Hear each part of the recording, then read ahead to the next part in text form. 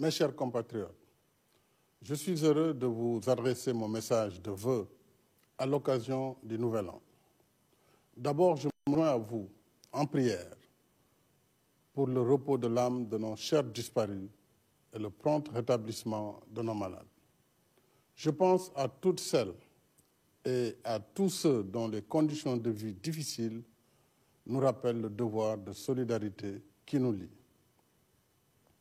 Je salue et encourage nos vaillantes forces de défense et de sécurité, engagées au service de la nation et de la paix dans le monde.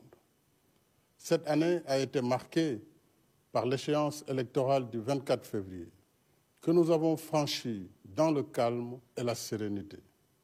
Le mérite vous revient, mes chers compatriotes. Rendons donc grâce à Dieu. Pour ma part, je réitère mon engagement à vous servir et à préparer avec vous le rendez-vous avec l'avenir ou liggéeyal ëllëg.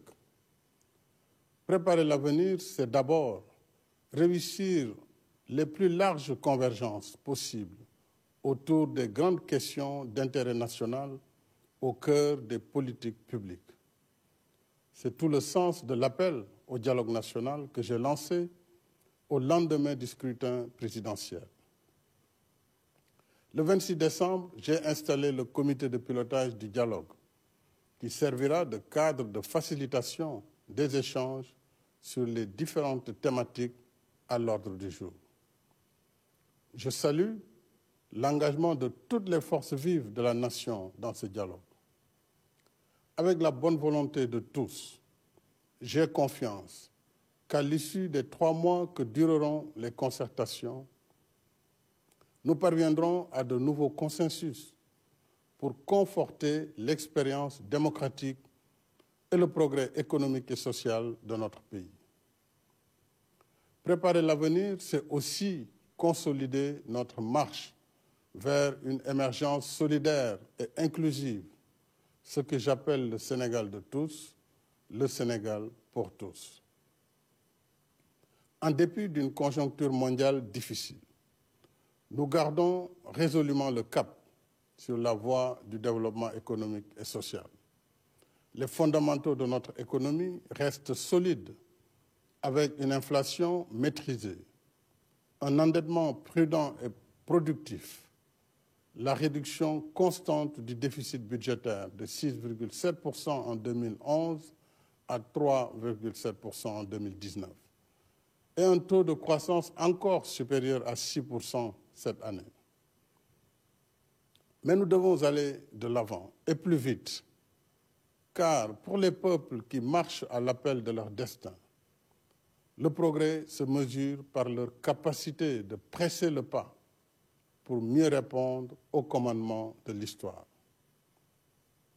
Aujourd'hui, nous sommes à une étape de notre marche où l'histoire nous commande d'atteindre l'objectif d'émergence à l'horizon 2035 pour nous libérer par le travail des avatars de la pauvreté et du sous-développement.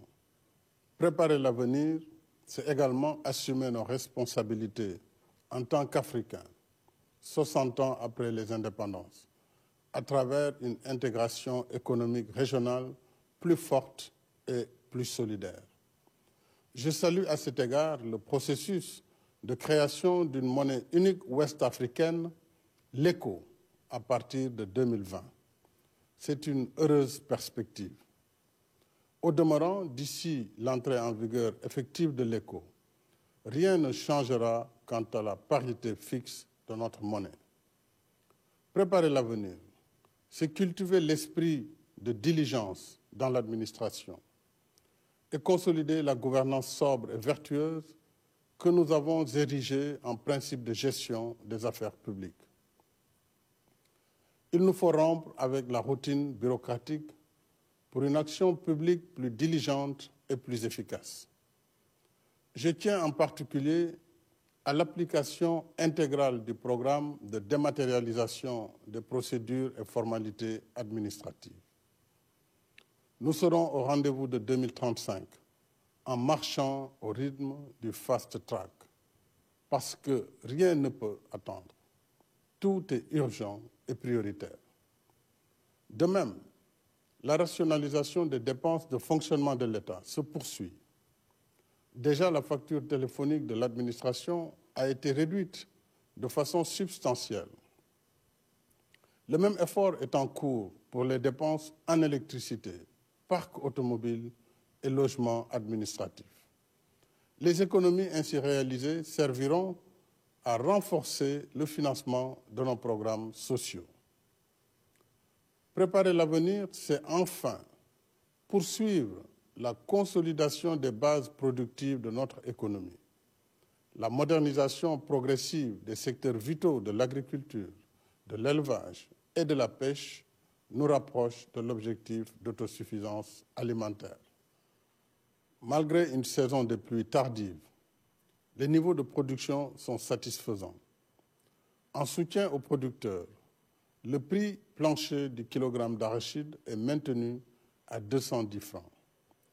Grâce aux efforts de mécanisation, de certification des semences, de subvention des intrants, de diversification des spéculations et de multiplication des fermes rurales, les performances de notre agriculture restent constantes.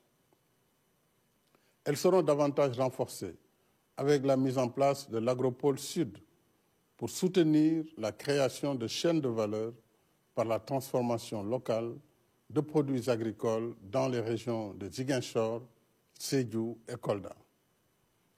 La réalisation de projets d'infrastructures sur l'ensemble du territoire national se poursuit parce qu'elle est indispensable à l'émergence. Ainsi, en plus des projets achevés en 2019, plus de 30 chantiers sont actuellement en cours, de la dorsale du Dandemayo sur la rive du fleuve Sénégal au nord, au bus rapide transit à Dakar et aux boucles du Boudié, du Fouladou et des Kalounaï au sud, en attendant le lancement prochain du grand projet autoroutier Mbour-Fatick-Kaolack. Sur le volet ferroviaire, je me réjouis d'annoncer qu'en accord avec la République sœur du Mali, le chemin de fer Dakar-Bamako sera bientôt réhabilité et modernisé dans des conditions qui assurent sa rentabilité et sa pérennité. L'énergie est un autre pilier essentiel de l'émergence. Grâce aux efforts soutenus d'investissement et de réforme, nous avons redressé le secteur et nettement amélioré ses performances avec une puissance installée de 1229 MW. Après l'hydroélectricité et le solaire, notre pays entre dans l'ère de l'éolienne avec la mise en service de 55 MW sur les 158 MW prévus à la centrale de Taïba Ndiaye. En outre, le gouvernement est en train de mettre en place une stratégie de conversion du gaz en électricité, ce qui nous permettra, dès le démarrage de notre propre production de gaz en 2022-2023, d'être à l'abri des fluctuations des prix de l'électricité dues à la conjoncture internationale. D'ici là, nous devons investir 600 milliards de francs CFA afin que nos compatriotes qui vivent encore à l'ère de la bougie et de la lampe à pétrole accèdent enfin à l'électricité. C'est cela aussi le Sénégal pour tous. Et c'est dans ce contexte que la subvention au secteur a été réduite, d'où un ajustement des tarifs pour certaines catégories d'abonnés. Je précise que cette mesure n'entraînera aucune hausse du prix de l'électricité pour tous les abonnés relevant de la tranche sociale. Ma vision d'un développement solidaire et inclusif reste intacte pour l'accès universel à 5 objectifs majeurs à l'horizon 2025. Accès à l'eau et à l'assainissement, accès à l'électricité, accès aux services de transport, à la santé et à l'éducation. une éducation de qualité qui prépare mieux notre jeunesse à l'employabilité et à la vie productive. Ainsi, l'année 2020 verra l'ouverture de 13 centres de formation professionnelle et le lancement des travaux pour 15 autres au titre du programme des 45 centres départementaux de formation professionnelle. Nos instruments de solidarité, de justice sociale et d'équité territoriale seront aussi renforcés. Avec un budget de plus de 300 milliards de francs, pour sa phase 2, le PUDC continuera de doter les zones de vulnérabilité rurale et urbaine en pistes de désenclavement, forage, électricité et équipements verts.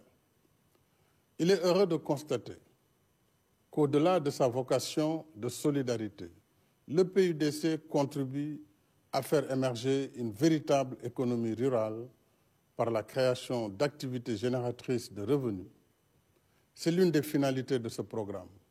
Sortir les populations vulnérables de la pauvreté afin que les bénéficiaires d'aujourd'hui deviennent les producteurs de demain. Mes chers compatriotes, la protection de la condition féminine et de l'enfance reste un défi de notre temps. Nous devons mettre fin à la violence faite aux femmes et aux filles et mieux protéger l'enfance. Les femmes, les filles sont nos mères, nos épouses, nos enfants. Elles constituent l'autre moitié sans laquelle notre tissu social est incomplet et méconnaissable.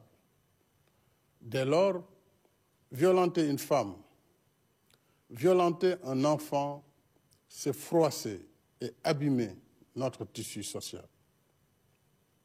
C'est pourquoi j'ai soumis à l'Assemblée nationale, qu'il a adopté hier à l'unanimité, un projet de loi qui criminalise désormais les actes de viol et de pédophilie.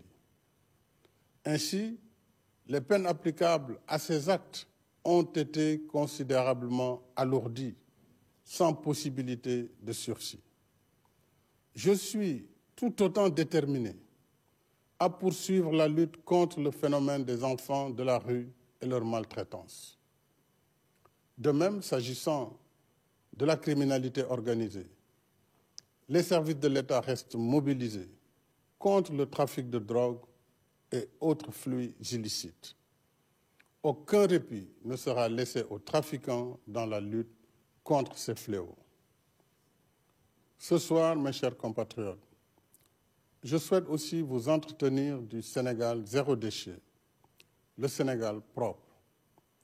Ce Sénégal est possible si nous y travaillons et si chacun de nous considère le pays comme sa propre demeure. Je lance un appel solennel à une mobilisation nationale et citoyenne contre l'insalubrité et l'occupation anarchique de la voie publique. J'y invite instamment les élus locaux et les mouvements associatifs. Comme vous le savez, le gouvernement a déjà engagé les opérations de désencombrement. Elles seront poursuivies sur l'ensemble du territoire national avec l'appui de l'administration et des collectivités territoriales.